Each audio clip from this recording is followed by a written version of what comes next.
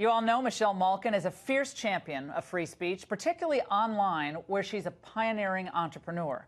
Well, tonight, she's going to shed light on the dark forces behind organized efforts to silence conservatives. Michelle Malkin, welcome back to The Angle. Great to see you. I think it's so important, Michelle, for the people watching Fox tonight to see and understand what this all is really all about. And I want to start with George Soros.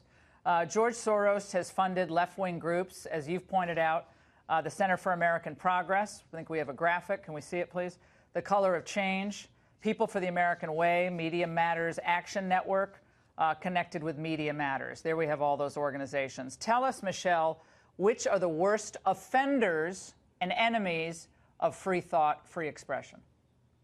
Well, Media Matters has been at the forefront of the speech squelchers who are highly organized, incredibly disciplined, and obviously deeply funded, not only by George Soros, but a number of left-wing foundations. And I think it's really important to note that so many of these outfits are tax exempt, that they enjoy so much largesse as a result of IRS laws, and that under Democratic administrations, the definitions of 501c3s and C4s have been stretched so that these blatantly partisan political organizations have cast themselves as somehow educational or social welfare groups. So you have Media Matters that's gone after every prominent conservative, effective voice in the public square, and they'll use any pretext. These people do this for full-time living. And as a result, it is undeniable, Laura, and you and I have been fought in this arena for so many years now in both talk radio, on broadcast, and yes, on social media, where it has been so important for independent conservative voices to get their messages out.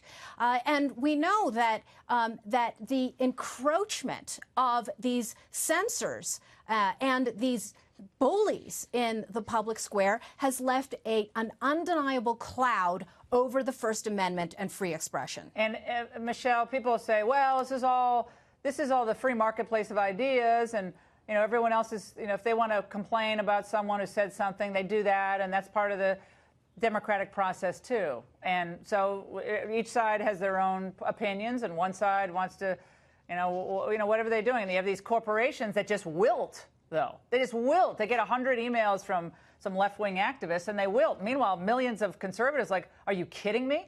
It makes no sense.